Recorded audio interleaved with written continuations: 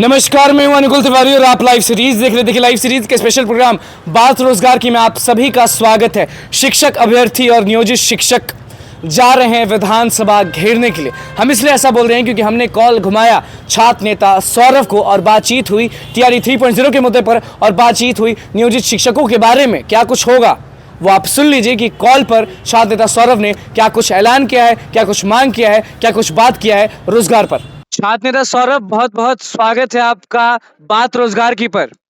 धन्यवाद धन्यवाद live series को और आपको भी। शिक्षक अभ्यर्थी बहुत परेशान है। आप जानते होंगे कि टीआरई 3.0 में बहुत मसले हैं। मसले इतने हैं कि सॉल्यूशन कुछ है ही नहीं। क्या कहेंगे इस पे?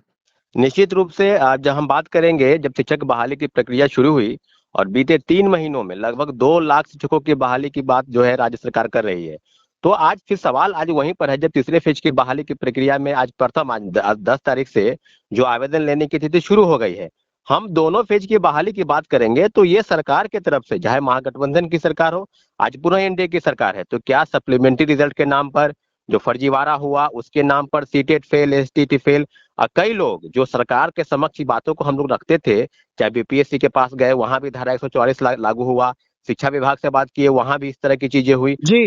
और पूरक परिणाम के नाम पर जब लगातार हम लोग विरोध करते थे, तो एक चिट्ठी निकला, के पाठक के तरफ से एक चिट्ठी निकला कि कोई भी शिक्षक अभ्यर्थी अगर पूरक परिणाम पर दबाव बनाएंगे तो उनको आगे की परीक्षा में बाधित किया जाएगा। जी। तो निश्चित रूप से आज एनडीए के तमाम घटक दल के जो बड़े नेता हैं, खासकर दोनों डिप्टी सीएम सम्राट चौधरी और विजय सिन्हा आप उनको विधानसभा ऐसे कह रहे हैं वो तो लाठी खाए हैं शिक्षक अभ्यर्थियों के लिए।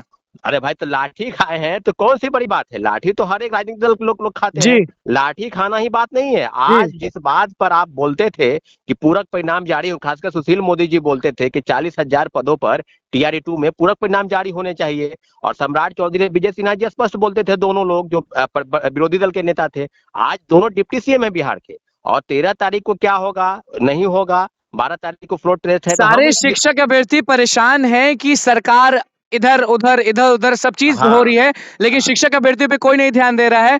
न तो सम्राट चौधरी, न तो नीतीश कुमार, न तो तेजस्वी यादव, कोई किसी का बात नहीं कर रहा है। ये बताइए कि एसटी अपेयरिंग वालों का क्या होगा, डीएलएड अपेयरिंग वालों का क्या होगा, और जो भी लोग विरोध कर रहे हैं कि 1 2 3 तीसरे के बाद आउट, हाँ, उनका बिल्कुल क्या होगा? बिल्कुल बिल्कुल, ये बात हम पूरक परिणाम से ही लेकर नहीं है। आज तीसरे फेज की बहाली में अगर आप मौका नहीं दे रहे हैं, जैसे कि सबको पता है कि सीटेट की परीक्षाएं बीते महीने आयोजित हुई, उसका रिजल्ट कब आएगा, आप अपेयरिंग को मौका नहीं। टीआरई 1 में याद होगा आपको कि प्रथम फेज की बहाली में CTET appearing, STT appearing, BEd appearing, CTET वालों का तो हो गया। सीटेट वाले अभी बहुत खुश हैं कि उनका रिजल्ट कुछ दिन में आएगा और वो बैठ सकते हैं एग्जाम में। हाँ बिल्कुल, हम वही कह रहे हैं कि सीटेट अपेयरिंग वाले का जो मांग था, उसमें ये है कि उनका कहना था कि हम 5-7 दिन में रिजल्ट का जो है प्रकाशन कर देंगे, तो वो 17 तारीख तक है, तो वो फॉर्म अप्लाई कर सकते हैं। लेकिन एक बड़े पैमाने पर जो लाखों अभ्यर्थी हैं डीएलएड वाले, जिनका सत्र अगस्त में शुरू होने वाला है, खत्म होने वाला है, वो इस परीक्षा में शामिल नहीं हुए। आपको बता दें, बीएड अपेयरिंग वाले कई विश्वविद्यालय का सत्र विलंब चल रहा है। और आपको बता दें कि एसटीईटी के परीक्षा के संदर्भ में जो चीजें कही जा रही थी कि हम अगस्त के महीने के पहले, और सबसे बड़ी बात यह है कि लगातार कही जा रही थी कि तीसरे फेज की बहाली जो है हम अगस्त महीने में करेंगे।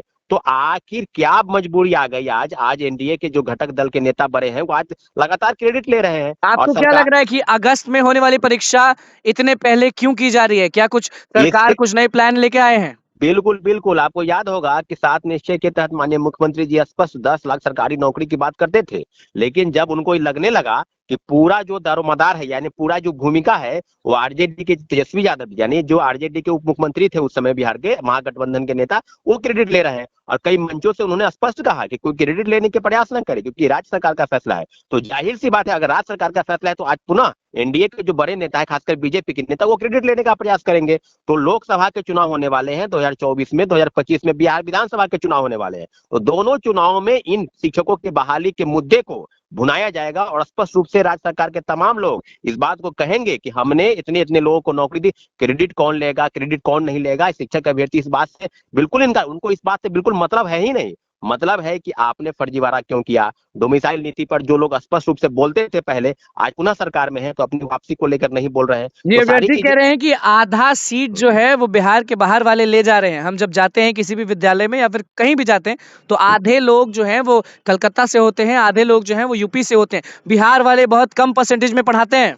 बिल्कुल बिल्कुल यही बात है। TRE 1 में जैसा कि आपको पता है कि डोमिसाइल नीति पहले लागू था, फिर हटाया गया, तो बिल्कुल द्वार खोल दिया गया कि बिहार में आप आइए, शिक्षक बनिए। 14% देश के तमाम राज्यों के लोग बिहार में नौकरी करने आ गए। और आज डोमिसाइल नीति पर जो लोग पुनः सरकार में हैं, खासकर एनडीए के नेता, जो बोलते थे कि डोमिसाइल नीति लागू होना चाहिए था, इनको हटाया गया, ये लोग ऐसे कर रहे हैं, तो फिर आज फिर वो अपने बयान से पलटी मार दें। कई डिबेट टीवी चैनलों में मेरे साथ बैठकर वो लोग अपनी बात से पलटी मारे हैं। तो जब राज्य सरकार का कोई ठीक नहीं है कि कौन, 27 तारीख को महागठबंधन की सरकार है और 30 तारीख की एनडीए की सरकार है, तो पुनः क्या होगा राज्य सरकार। लेकिन इतना जरूर है कि शिक्षक अभ्यर्थियों के साथ बहुत बड़ा धोखा बीपीएससी और शिक्षा विभाग दोनों ने मिलकर किया है। सप्लीमेंट्री रिजल्ट के नाम पर क्या खाना आप कह पूर्ति रहे हैं कि हुआ। सरकार के खेल में शिक्षक अभ्यर्थियों को लोग भूल गए हैं? नहीं, हाँ, सरकार के खेल में दोनों लोग, महागठबंधन के लोग भी भूल गए हैं और ये जो एनडीए के लोग, ये तो सीधे पलटी मार दिए। आज डोमिसाइल की नीति पर चुप्पी मार दिए, सप्लीमेंट्री रिजल्ट के नाम पर चुप्पी मार दिए। तो बस सत्ता का खेल चल रहा है। कोई व्यक्ति कभी भी मुख्यमंत्री तो वही रहेगा, परंतु सरकार के जो बड़े नेता हैं वो कोई भी मंत्री विभाग में बन जाए, तो शिक्षक अभ्यर्थियों, शिक्षक अभ्यर्थियों छात्रों। का सॉल्यूशन क्या होगा ये बताइए? क्या अपियरिंग वालों को मौका मिलेगा? क्या डीएलएड अपियरिंग वालों को मौका मिलेगा? क्या देखिए, सब्जेक्ट कॉम्बिनेशन वाला जो मुद्दा है, जिनको दिक्कत हो रही है फॉर्म भरने में, क्या उनके मसले को समझाया जाएगा? क्योंकि कहीं ना कहीं अतुल प्रसाद ने भी कहा है कि टीआरई 1.0 का सिलेबस आपने देखा होगा, टीआरई 2.0 का सिलेबस आपने देखा होगा, टीआरई 3.0 जो है उसका सिलेबस और उसका जो भी क्वेश्चन आएंगे वो हार्ड होने वाले हैं बहुत। तो कैसे सामना करेंगे? एक तरफ लोग तड़प रहे हैं परीक्षा देंगे कि नहीं देंगे, और एक तरफ क्वेश्चन पेपर हार्ड कर दिया जाता है, दूसरी तरफ एसटीईटी वाले जो हैं उनका भी परीक्षा सेम मंथ में है। अब वो चीज पढ़ेंगे या टीआरई 3.0 पढ़ेंगे? देखिए, सबसे पहली बात है कि जो लोग प्रथम दोनों फेज की बहाली में बैठे, उनके पास इस असमंजस की स्थिति है कि तीसरे फेज की बहाली में बैठ जाएंगे अगर, तो पद की संख्या है थोड़ी कम है, पहले फेज की बहाली से या दूसरे फेज की बहाली से कम है, तो क्या उनका अटेम्प्ट 3 गिना जाएगा? तो इस मामले में भी काफी चीज क्लियर है। कोई व्यक्ति अगर 1 to 5 में ही सिर्फ बैठा है तो एक बार गिना जाएगा, या 6 to 8 में बैठेगा तो एक बार गिना। अगर वो सब में बैठ गया है तो एक बार, अगर अलग अलग परीक्षाओं में बैठेगा तो उसकी गिनती जो काउंट वो अलग तरीके से होगी। लेकिन हम कोई फिर उसी, कोई समझ नहीं पा रहा है इस चीज को, कोई नहीं हाँ, समझ पा रहा नहीं है। नहीं आज तो, हमने नवीन सर से बात किया, उनका कहना, हम्म, नवीन सर का कहना है कि अगर हम्म, कोई भी शिक्षक अभ्यर्थी है वो अगर 1 to 5 में परीक्षा देता है तो वो 1 to 5 में 3 बार बैठ सकता है, उसके बाद चौथी बार वो नहीं बैठ सकता है। उसके बाद अगर वो चाहे तो 6 to 8 में बैठ सकता है और वहां पे भी बस 3 बार बैठ सकता है। इसको कोई स्पष्ट नहीं कर रहा सामने आकर लिखित रूप पे। देखिए, निश्चित रूप से बीपीएससी के चेयरमैन काफी चीजों को लेकर बिल्कुल वो असमंजस की स्थिति में, जिस तरह का वो ट्वीट करते हैं, और ट्वीट लगभग दार्शनिक तरीके से होता है, लोग समझ नहीं पाते आखिर होगा क्या क्या नहीं होगा।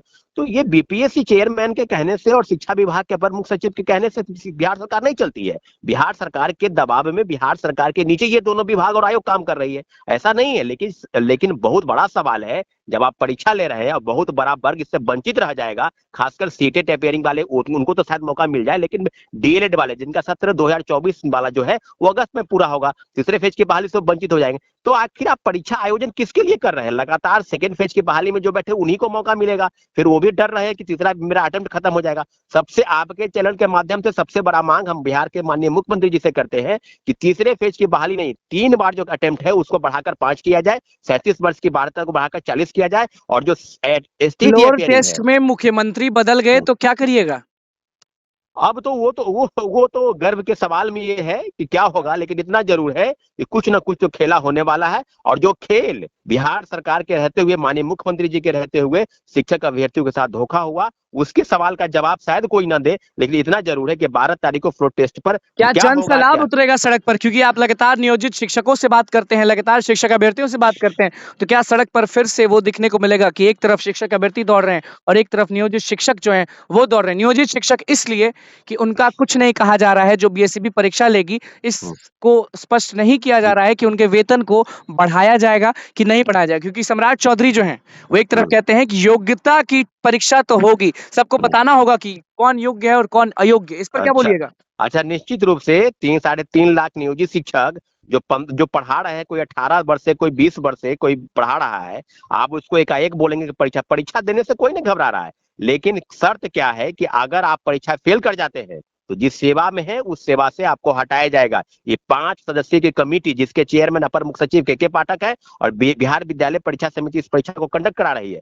सीधा सा सवाल है कि नौकरी से एक तरफ नौकरी दे रहे हैं, दूसरी तरफ नौकरी से छीन रहे हैं। बहुत बड़ा एक पूरा परिवार, तो क्या लाखों डरते हैं करोड़ों नियोजित लोग। शिक्षक? क्या डर रहे हैं नियोजित नियोजित शिक्षक की नौकरी चल कोई नहीं जाएगी? डर रहा है, कोई नहीं डर रहा है। के पाठक के तुगलकी फरमान से कोई नहीं डर। एक अधिकारी, दो अधिकारी बिहार के लाखों युवाओं के साथ, शिक्षकों के साथ और उनके घर परिवार, उनके माँ बाप के सपने को रौंद दे, ऐसा कुछ 13 तारीख को बड़े पैमाने में शिक्षक अभ्यर्थी, शिक्षक संगठन का एक घोषणा पहले से हो चुका है कि 13 तारीख को बिहार विधानसभा का सत्र के दौरान घेराव होगा और बड़े पैमाने पर इस क्या बात बात को कर रहे माननीय हैं आप मुख्यमंत्री जी, ये आप कह रहे हैं घेराव होगा? बिल्कुल बिल्कुल 13 तारीख के दिन पहले से अनाउंसमेंट है कि 13 तारीख के दिन शिक्षक संगठन के पहले से डेट अनाउंसमेंट है। लेकिन इनका एक पत्र जारी हुआ है कि विभिन्न विद्यालयों में अगर कोई शिक्षक गायब रहते हैं, उनके खिलाफ कानूनी कार्रवाई करने की, उनका वेतन रोका जाना और आदि आदि कई चीजें इनके तरफ से हुई है। लेकिन इतना जरूर है कि कोई डर नहीं रहा है, इनके चिट्ठी से कोई प्रभाव नहीं पड़ने विधानसभा वाला है। घेरने जाएंगे तो क्या मांगे रहेंगी शिक्षक अभ्यर्थियों की? क्या मांगे रहेंगी बिना नियोजित शिक्षकों की?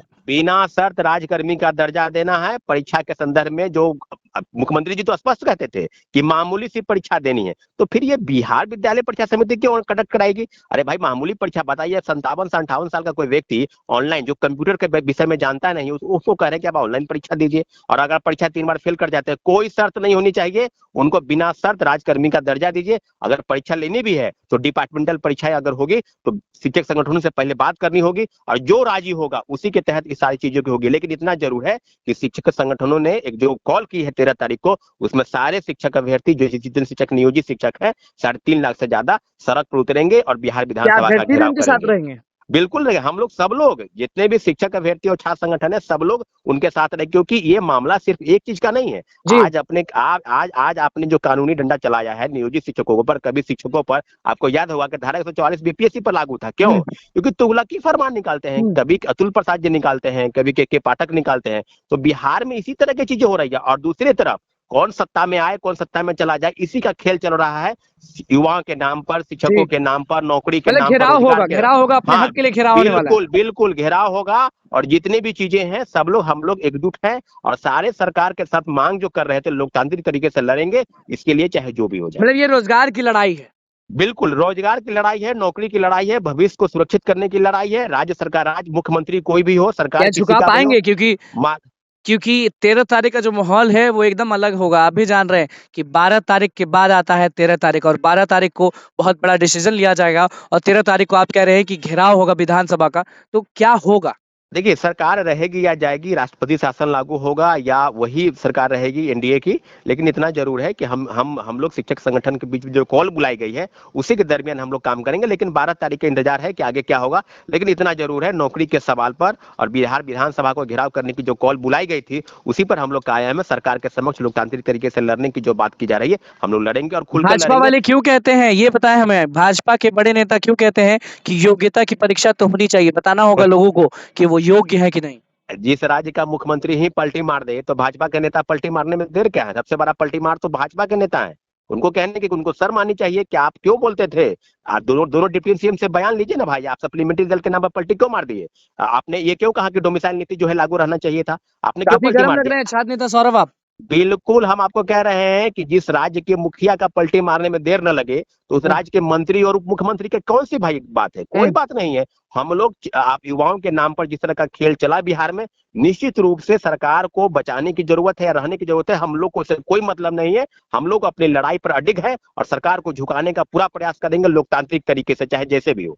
चलिए मिलते हैं आपसे 13 तारीख को। छात्र नेता सौरभ, बहुत बहुत धन्यवाद जुड़ने के लिए। आपने सुन लिया, आपने समझ लिया कि नियोजित शिक्षक जो हैं वो अब जाएंगे विधानसभा घेरने के लिए। उनका साफ तौर पर विचार हो चुका है, उनका साफ तौर पर कहना है छात्र नेता सौरभ का कि 12 तारीख को फ्लोर टेस्ट हो जाए, उससे हमें कोई मतलब नहीं है। क्योंकि भाजपा एक तरफ लाठी खाती थी, भाजपा एक तरफ बात करती थी और अब वही पलटी मार चुके हैं। नीतीश कुमार को भी कह रहे हैं कि वो भी पलटी मारते रहते हैं, भाजपा वाले भी पलटी मारते रहते हैं, तेजस्वी यादव भी चुप है। तो अब लाखों नियोजित शिक्षक, लाखों शिक्षक अभ्यर्थी 13 तारीख को विधानसभा घेरने का काम करेंगे। और क्या कुछ मांग था वो आपने सुन लिया। टॉपिक बस इतना था, आप सब जान रहे हैं कि टीआरई 3.0 में बहुत मसले हैं, लोगों को दिक्कत हो रहा है। एसटीईटी अपियरिंग वालों को मौका मिलेगा कि नहीं मिलेगा, डीएलएड अपियरिंग को मौका मिलेगा कि नहीं मिलेगा, फॉर्म भरने में सब्जेक्ट कॉम्बिनेशन को लेकर लोग बहुत परेशान हैं। और नियोजित शिक्षक एक तरफ परेशान है कि इतने साल से अगर वो पढ़ा रहे हैं तो वो योग्यता क्यों जताएं, और कंप्यूटर यानी ऑनलाइन परीक्षा कैसे देंगे? 30 साल से जो पढ़ा रहे हैं, जो बुजुर्ग हैं, उन्हें कंप्यूटर तक नहीं मालूम है कि कंप्यूटर होता क्या। क्या कुछ कह रहे थे छात्र नेता सौरभ, वो आपने सुन लिया।